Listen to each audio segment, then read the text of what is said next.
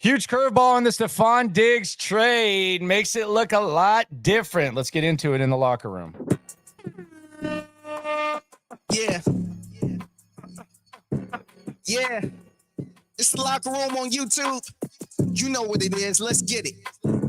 Hey, locker room. All right, so we've been talking about this Stefon Diggs trade a lot, and the Texans have been getting a lot of praise around the league, but we have some news that might change the way that people around the league and perhaps you think about the Stefon Diggs trade and the move that Nick Caserio made.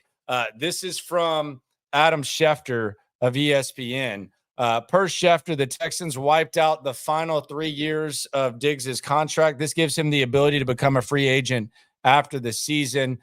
They also took the $3.5 million guaranteed next season and moved that to this year for a raise. So basically, it's what we call during the MLB trade deadline a rental.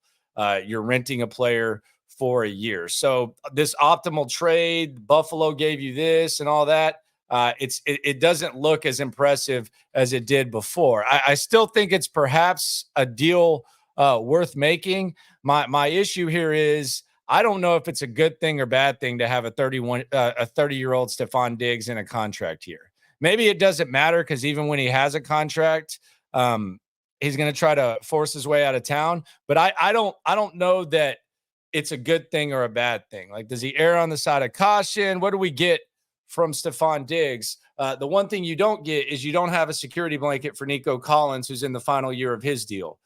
You would have had Stefon Diggs, at least if the contract would have been what the contract was, even if you agreed to a new one, you would have had him at least under contract for the next couple of years to where if you lose Nico Collins, then you at least have that along with Tank Dell. But now you don't have that, and you could have both Nico Collins and Diggs in contract years, which, I mean, that could be interesting for a number of things.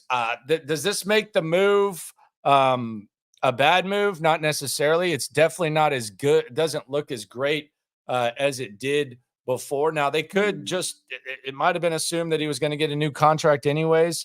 And maybe after the season, they end up giving him that new contract and all is right. But it definitely raises the eyebrows a little bit. It's not a sky is falling type of moment, but it's okay, what are we doing here? But at the end of the day, it could work out.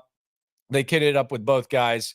But it makes a little bit of more sense from the Buffalo perspective why this happened. Now, I've heard a lot of people say, well, you get a comp pick if Stefon Diggs leaves. And, hey, that's not the end of the world. You get a comp pick if he goes. But as Albert Breer pointed out, you get the comp pick, but it's a fifth rounder. I know a lot of people were hoping for better, but when you're in your 10th season, which Stefon Diggs will be in, the most you can get is a fifth rounder. So it would be a fifth round comp pick, not that day two-ish that people were hoping for. So how does this outlook, this news change the outlook of the deal? I think it's still a good deal. It's not as much of a mega deal as possible. It could be no harm, no foul, but it gives Stefon Diggs a chance to earn a new contract, whether that's with the Texans or someone else.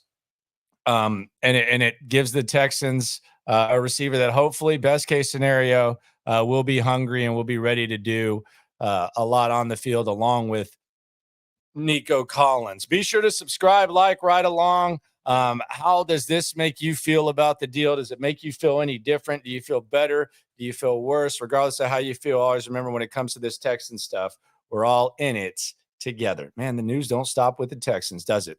Draft coming too. Locker room on YouTube. You know what it is. Let's get it. Hey, locker room. Yeah, we in the locker room.